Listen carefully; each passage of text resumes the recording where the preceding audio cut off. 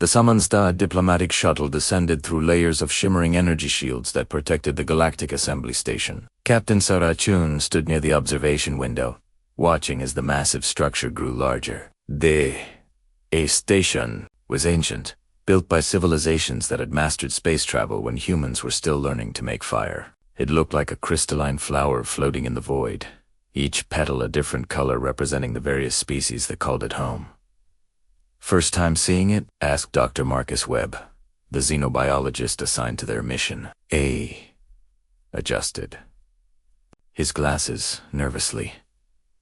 "Yes," Sarah replied. "I expected something impressive, but this is beyond anything I imagined." Ambassador Richard Foster joined them at the window. He was a tall man with silver hair and calm eyes that had witnessed decades of difficult negotiations on Earth. "Beautiful, isn't it?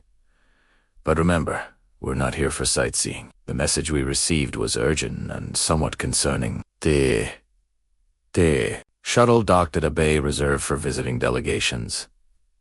When the airlock opened, they were met by an escort of 4 towering beings. They were Krillians, a warrior species known throughout the galaxy for their military prowess. They stood nearly 3 meters tall, with thick armor-like skin that glowed faintly blue. Their eyes were sharp and cold. "Ambassador Foster of Earth," the lead Krillian said in a deep voice that seemed to vibrate through the floor. "The assembly requires your immediate presence." "Follow." Sarah noticed the word choice. Not requests, not invites. Requires. It felt more like a summons to judgment than a diplomatic meeting. They walked through corridors filled with species from across the galaxy. Some floated in containment fields, others walked on multiple legs, and a few seemed to exist partly in different dimensions. But as the human delegation passed, many aliens stopped to stare. Some whispered to each other, others simply watched. With expressions Sarah couldn't read. "They're looking at us strangely," Dr. Webb whispered. "Stay alert," Sarah replied quietly. "Something feels wrong about this." The assembly chamber was enormous. The ceiling stretched so high that artificial clouds formed near the top, complete with gentle rain that evaporated before reaching the floor. In the center of the chamber sat representatives from 47 different species, each unfloating. Platforms arranged in a perfect circle. The platforms hummed with energy, all positioned at exactly the same height to demonstrate equality among members. The Krillians led the humans to a platform in the very center of the circle. Standing there, surrounded by dozens of alien species looking down at them, Sarah felt exposed and vulnerable. This was not how diplomatic meetings usually worked. A being made entirely of light spoke first. Its voice sounded like music and wind combined. "I am Chancellor Verix of the Lumine. I speak for the Galactic Assembly today. Humanity's presence here concerns a matter of survival for all civilized species." Ambassador Foster bowed respectfully. "The people of Earth are honored to assist the Assembly in any way possible. How may we serve?" A massive creature covered in rocky plates leaned forward from its platform. "I am Moore Commander Throck of the Carillion Dominion. For 5 of your years, the Xanathar Collective has been expanding through the outer regions. They are a machine intelligence that consumes all technology and converts entire planets into processing centers. 17 worlds have fallen. Trillions have died or been assimilated." Foster kept his expression neutral, though Sarah could see the tension in his shoulders. "This is devastating news. Earth grieves for those lost. What assistance does the Assembly require?" "Military forces," Throck said bluntly. "Every species capable of spaceflight must contribute ships and soldiers to the defense effort. This includes humanity." "Or?" Sarah asked, speaking for the first time. Several Assembly members shifted on their platforms, surprised that someone other than the ambassador had spoken. Chancellor Verix's light dimmed slightly. "Or face complete isolation from galactic civilization. All trade agreements will be terminated. All technology sharing will cease. All diplomatic relations will be severed. Earth will be alone." Dr. Webb stepped forward. May I ask why humanity specifically? We've only been traveling between stars for less than 2 centuries. Our military technology is primitive compared to most species here. Surely, there are others better suited to help. Throck made a sound that might have been laughter, though it held no humor. All species must contribute, Iban weak once. We have studied your history. You are peaceful. Your world unified 3 generations ago and has known no war since. You send small peacekeeping forces to stop criminals. You negotiate disputes instead of fighting them. These are admirable qualities for merchants and diplomats. Another voice joined in, this one belonging to a serpentined creature with scales that changed color. But we face an enemy that cannot be negotiated with. The Xanathar Collective does not communicate. It consumes, processes, and expands. It is a threat that requires warriors, not diplomats who fear conflict. Ambassador Foster's expression remained calm, but Sarah saw his jaw tighten. I see. The Assembly believes humanity fears combat. Do you not? Throck asked. Your public records show a century of peace. No conflicts between your nations since unification. Unification. Your military forces are small, designed only for defense and policing. You choose diplomacy at every opportunity. These facts suggest a species that avoids violence. That is true, Foster admitted. Then you are useless in this war, another alien said. A crystalline being whose voice sounded like breaking glass. But you will contribute forces anyway. Even weak warriors can serve a purpose. They can draw enemy fire while stronger species fight. They can guard supply lines. They can perform basic tasks that free experienced soldiers for real combat. The chamber fell into uncomfortable silence. Sarah felt anger rising in her chest, but she controlled it. She glanced at Dr. Webb, who looked stunned. Ambassador Foster stood perfectly still, his face showing nothing. We have analyzed your capabilities, Throck continued. Your ships are slow. Your weapons are primitive. Your soldiers lack experience in real warfare. But numbers matter in war. Every ship we can field, every soldier we can deploy, increases our chances of survival. So you will send what forces you can, and they will serve under Assembly command. Chancellor Varick spoke again. Humanity has 5 galactic standard cycles to respond. That is approximately 14 of your days. Return with your answer, or the consequences will begin immediately. Ambassador Foster bowed again. I understand. I will convey the Assembly's request to my government. It is not a request, Throck said coldly. It is a requirement. Understood, Foster replied.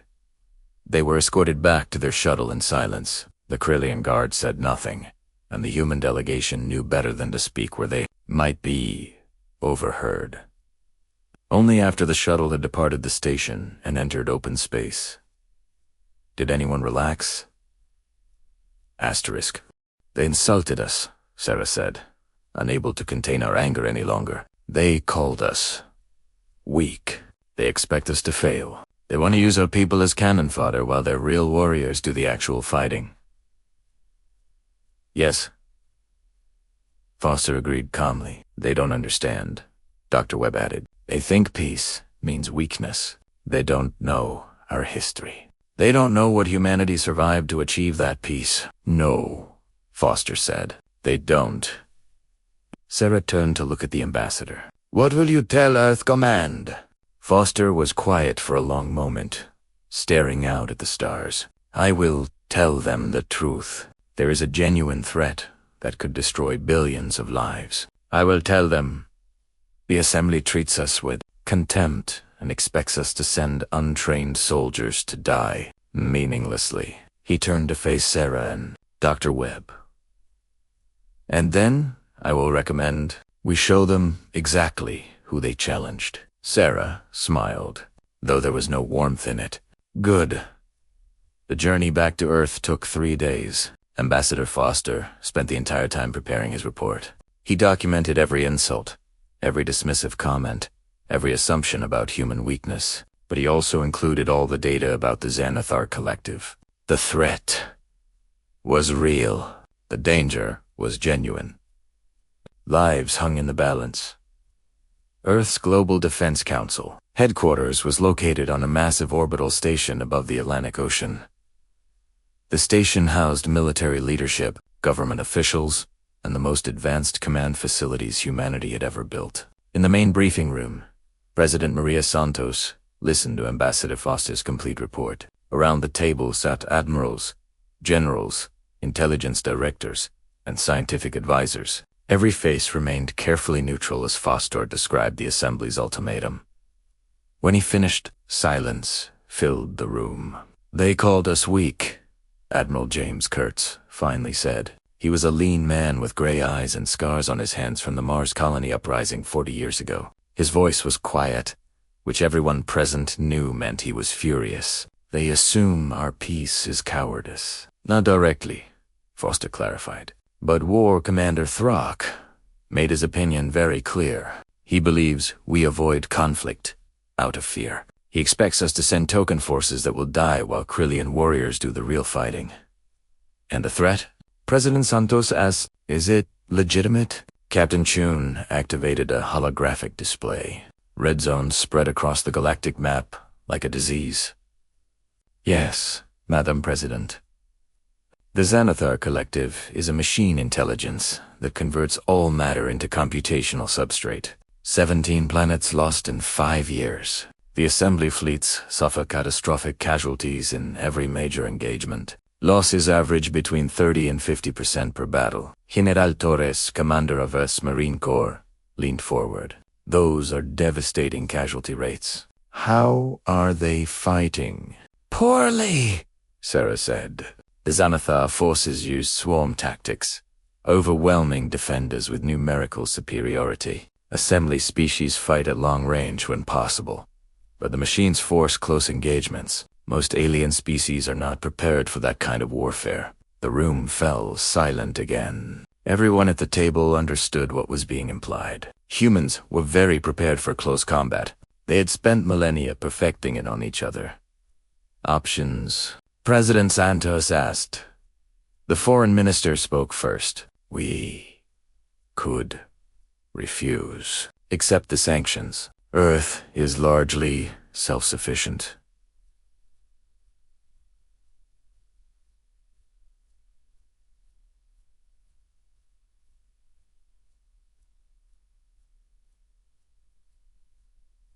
"Now, we could survive isolation while billions die," Foster said quietly. "While entire civilizations are consumed because we chose pride over action. We could send a minimum force," another general suggested. "Meet their requirement without committing significant resources." Admiral Kurtz shook his head.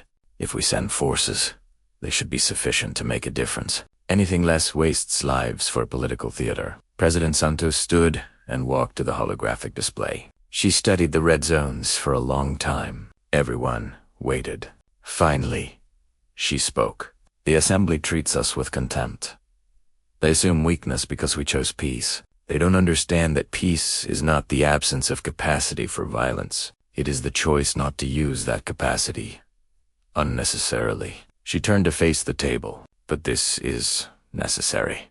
The Xanathar Collective threatens all sapient life. If we have the power to help and choose not to, we become responsible for every death that follows." "Madam President, Admiral Kurtz said carefully, "if you're ordering military deployment, I recommend we don't send recruits. We send the first expeditionary fleet with full combat authorization." Several people around the table inhaled sharply. The first expeditionary fleet was Earth's premier combat force.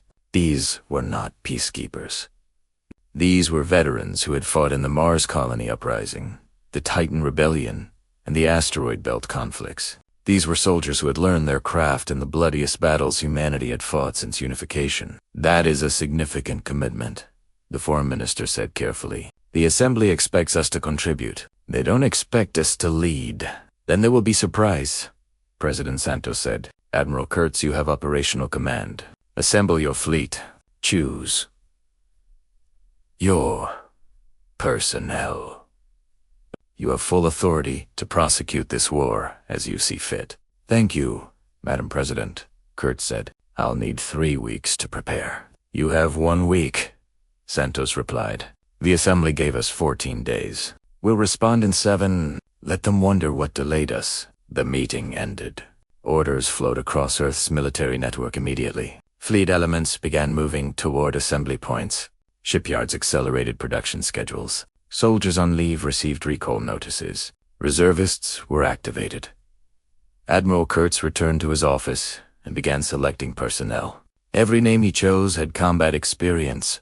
Every ship captain had commanded vessels in battle. Every Marine had seen close quarters fighting. He was not building a fleet to satisfy a political requirement. He was building a force to win. Captain Sarah Chun joined him late that evening. You're selecting only veterans. Yes, Kurtz said. The assembly expects us to fail. I intend to prove them wrong. That requires the best people we have. They'll take heavy casualties, Sarah said quietly. Xanathar don't fight clean battles. I know, Kurtz replied. Every person I select, I'm possibly sending to their death. But if I send anyone less capable, I guarantee their death accomplishes nothing. This way, their sacrifice might actually save billions. You should command from the rear, Sarah suggested. Let younger officers take the risks. Kurtz smiled slightly. I learned long ago never to order soldiers into danger I wouldn't face myself. My flag will fly on the lead ship, Asterisk.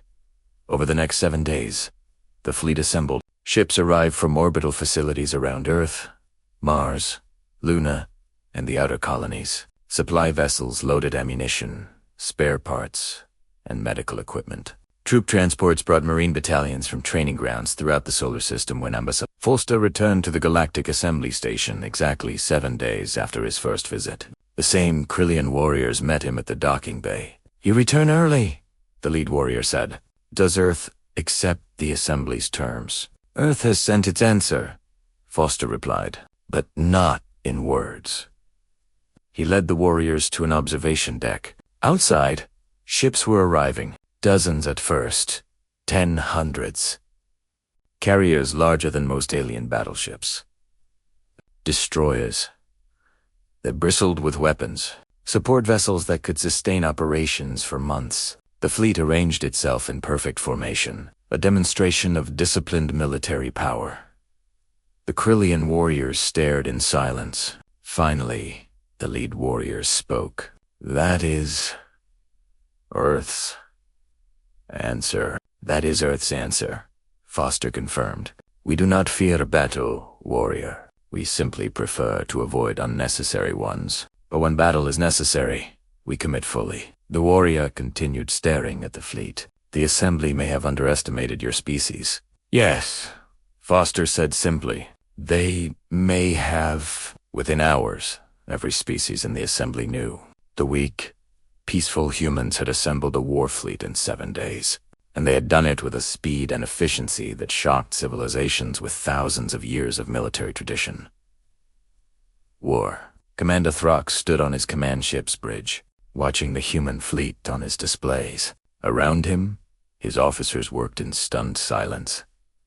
Asterisk. They moved fast, his second-in-command said. Yes, Throck agreed. Perhaps we judged too quickly. Should we be concerned? Throck thought about the human ambassador's calm face when insulted. He thought about how they had said nothing in their defense, only listened and left. He thought about a species that had unified their entire world and maintained peace for a century, something no other species had achieved. Yes, he said finally, I think we should be very concerned. We may have awakened something that was sleeping for a reason. The human fleet hung in space like a promise, or perhaps like a warning. The galaxy was about to learn what happened when you mistook human peace for human weakness. Asterisk, the revelation the human fleet arrived in the Absolute Sector 3 days after departing Earth. Admiral James Kurtz stood on the bridge of the carrier Indomitable, watching tactical displays that showed the battle zone ahead. The ship hummed with controlled energy as hundreds of crew members worked at their stations with practiced efficiency. Sensor analysis? Kurtz asked calmly. Lieutenant Commander Hayes looked up from her console, reading 137 Xanathar units. Sir, mix of fighter-class drones, cruiser analogs, and 3 capital ships. They're maintaining a blockade formation around the colony world of New Carthage. Assembly forces are holding a defensive perimeter, but they're being pushed back slowly.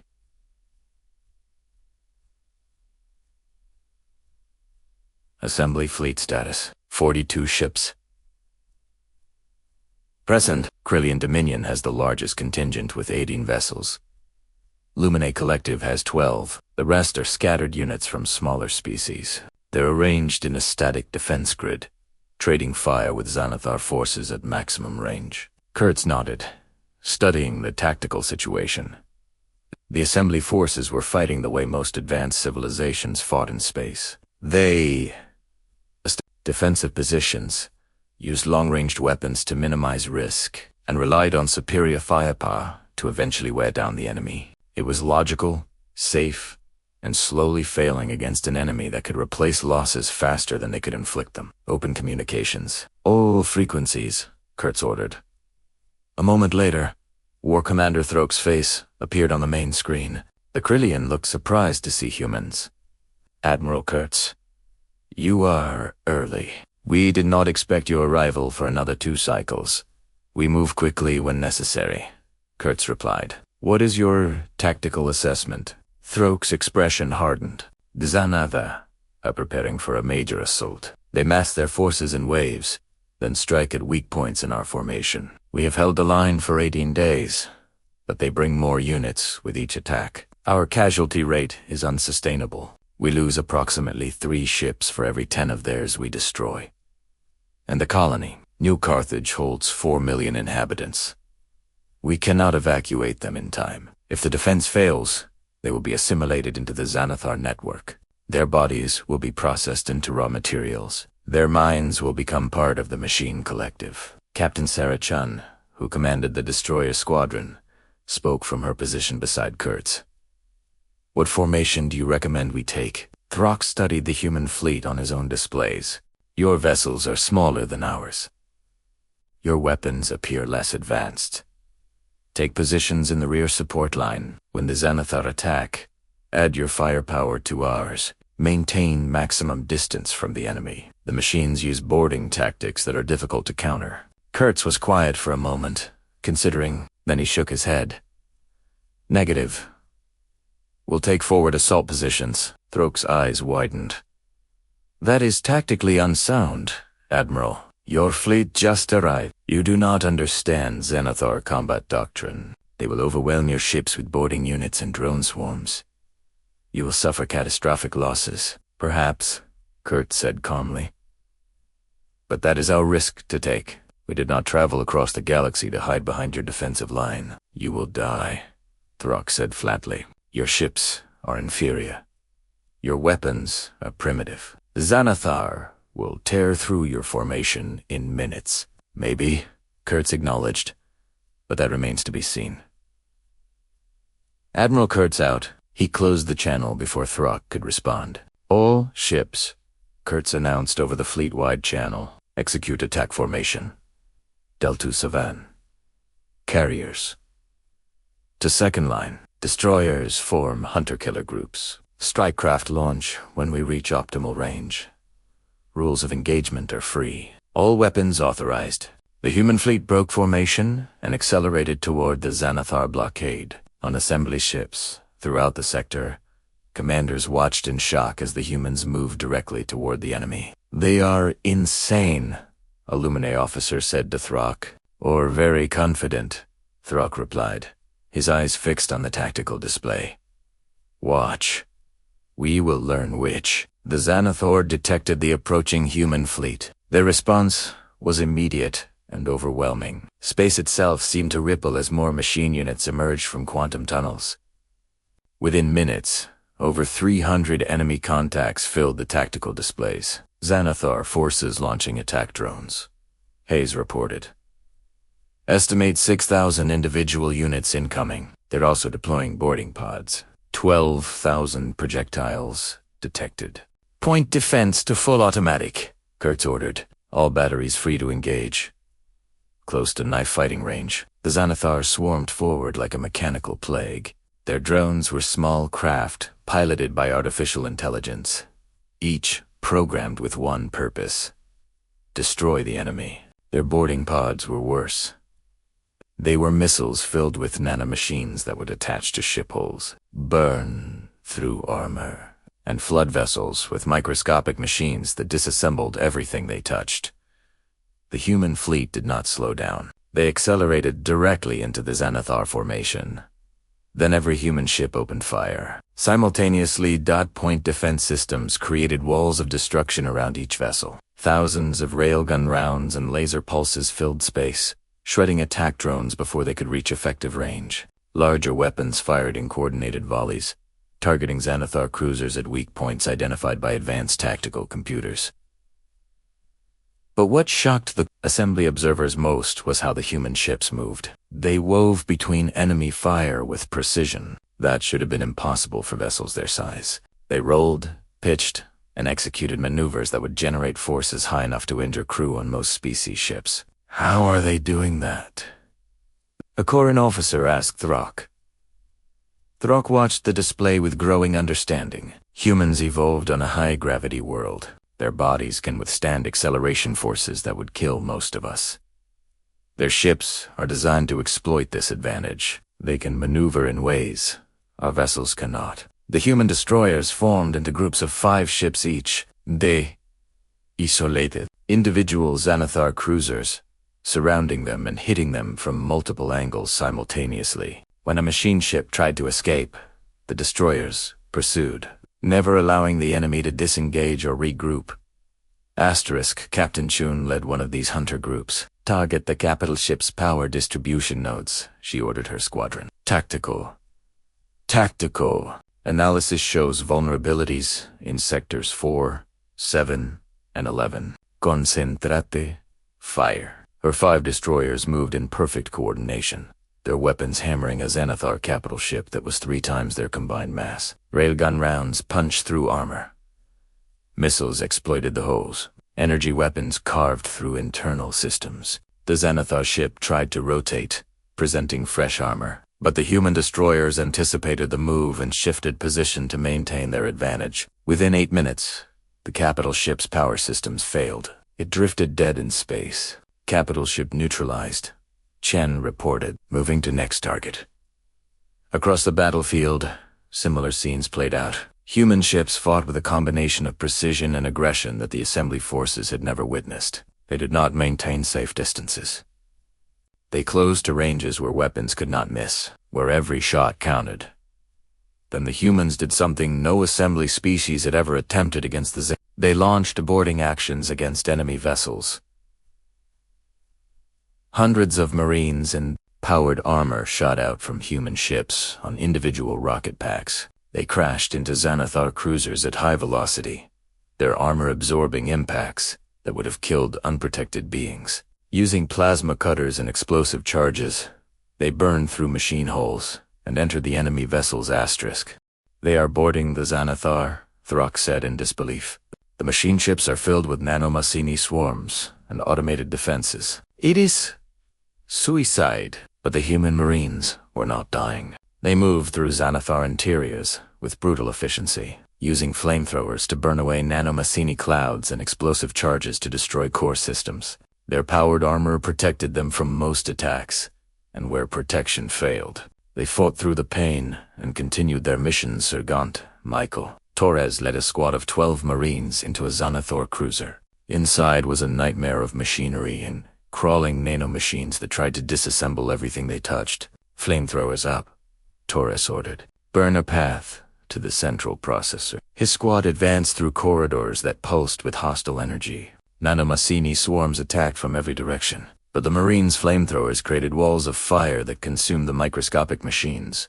When automated defenses activated, the Marines responded with shoulder-fired missiles that tore through metal and circuitry. They reached the central processor after 15 minutes of brutal fighting. It was a massive chamber filled with quantum computing matrices that controlled the entire ship. Plant charges, Torres ordered. 30-second fuse. Then we extract. His squad placed high explosive charges at critical points throughout the chamber. The Xanathar systems seemed to realize what was happening. Defenses activated everywhere, trying desperately to stop the Marines. Go. Go.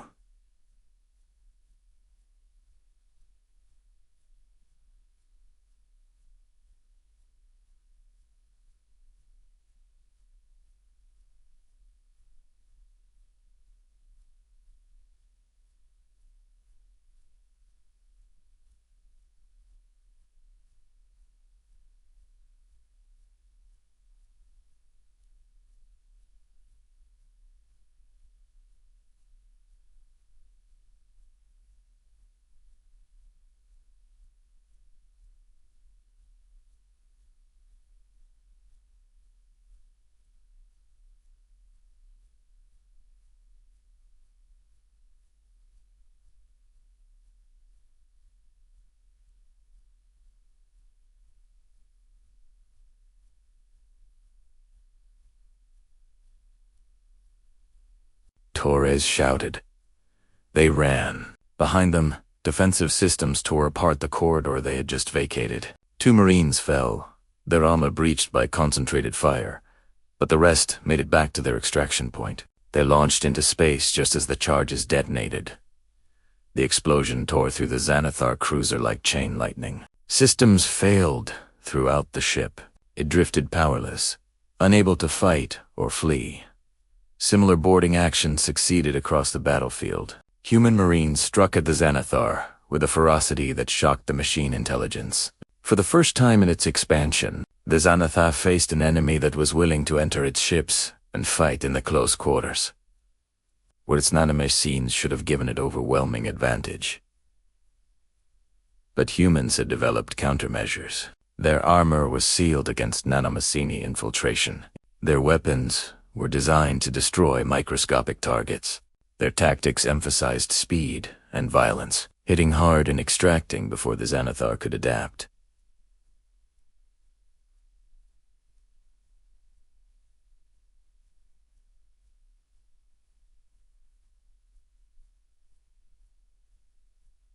Admiral Kurtz, unfold from the Indomitable's bridge. Status report. Enemy forces at 60% strength and falling, Hayes reported. We've destroyed or disabled 47 Xanathar vessels. Our casualties are 13 ships damaged, none destroyed. Marine boarding teams report 82% mission success rate. Assembly forces, they're advancing now, sir. Following our breakthrough, the Xanathar formation is collapsing. Kurtz nodded. All ships maintain pressure. Do not let them regroup. The battle raged for another 4 hours. The human fleet pressed the attack relentlessly, never giving the Xanathar time to coordinate a response. Assembly forces, seeing the enemy in disarray, joined the assault with renewed confidence. When it finally ended, the space around New Carthage was filled with debris. Wrecked Xanathar vessels drifted among damaged human and assembly ships, but New Carthage remained intact, its 4 million inhabitants safe. War Commander Throke's face appeared on Kurtz's screen. The Krillian looked stunned. Admiral Kurtz, your performance was extraordinary. I've never seen the Xanathar routed so completely. Thank you, Commander, Kurtz replied. Your forces fought well also. We held the line, Throck said, but you broke through it. You fought in ways we believed impossible. You boarded enemy vessels that we considered impenetrable. You accepted casualties we thought were unacceptable. Bao said. Must ask, what kind of species produces warriors like yours? Kurtz was quiet for a moment. The kind that survived each other. Commander, we spent 10,000 years fighting ourselves. We learned war from the best teachers possible. Other humans. Every tactic you saw today was developed in conflicts on our own world. We used them against each other until we finally achieved peace. And when you achieved peace, Trok, ask it. We kept those lessons, Kurtz said. We kept the knowledge, the training, the capability. We simply chose not to use them unless absolutely necessary. Peace is not the absence of capacity for violence, Commander. It is the choice not to employ that capacity unnecessarily. Throck stared at the human admiral. I misjudged your species, Admiral Kurtz. I apologize. Apology accepted, Kurt said. Now we should prepare for the next attack. The Xanathar will return. They always adapt. Agreed, Throck said. But this time, we will fight together, as equals. Over the next 6 days, the combined human and assembly forces fortified New Carthage's defenses. More ships arrived from both sides. Engineers worked around the clock to repair damaged vessels and establish defensive positions.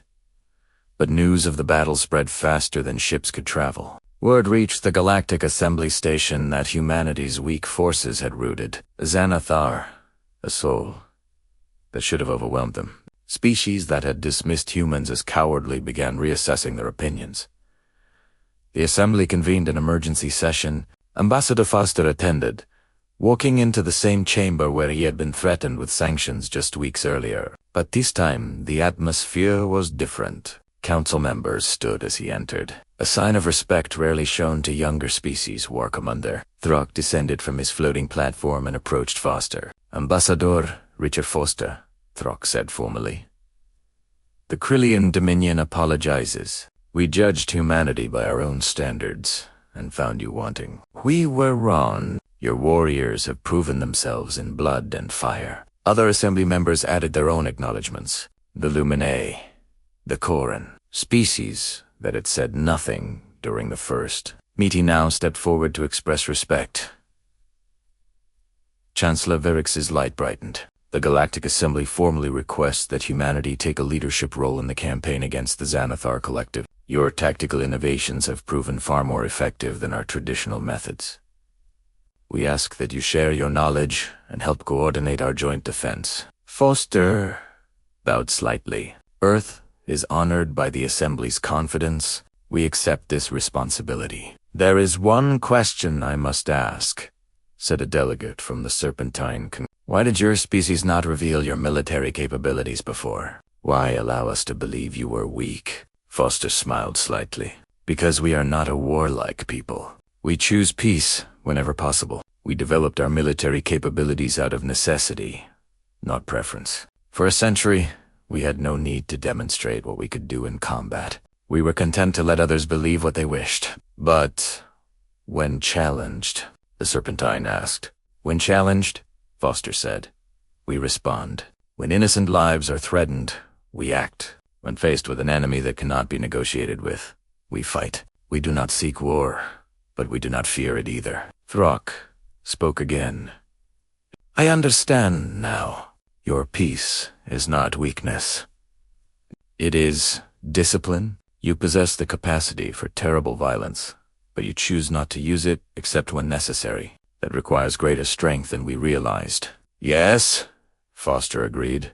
True strength is knowing when not to fight, but it is also knowing how to fight when you must. The assembly session ended with humanity officially recognized as a major military power. Earth was granted full membership in the assembly, not as a junior partner, but as an equal. Trade agreements were signed. Technology sharing protocols were established. Defensive pacts were formalized back on Earth. President Santos addressed the world from the Global Defense Council headquarters. Today, humanity took its place among the galactic civilizations, not through aggression, but through defending those who could not defend themselves. We showed the galaxy that our peace is a choice, not a limitation. We demonstrated that human compassion and human strength are not opposites, but two sides of the same coin. She paused, looking directly into the cameras. We will continue to choose peace whenever possible. We will continue to seek diplomatic solutions before military ones. But when innocent lives hang in a balance, when entire civilizations face destruction, humanity will stand and fight. That is who we are. That is who we have always been. In orbit above Earth, Admiral Kurtz stood on the Indomitable's bridge, preparing for the next deployment. Captain Chun joined him, her uniform still showing scorch marks from the battle at New Carthage. The assembly is sending us to the Paxus sector next, Chun said. Heavy Xanathar presence. 3 colonies under siege. How long to prepare, Kurtz? Ask it. 48 hours for full resupply and crew rotation. Make it 36, Kurtz said. People are dying. Chun smiled. Yes, sir. As she left, Kurtz looked out at the stars. Somewhere out there, the Xanathar Collective continued its relentless expansion. More worlds would fall. More people would die. But now, humanity stood in their path.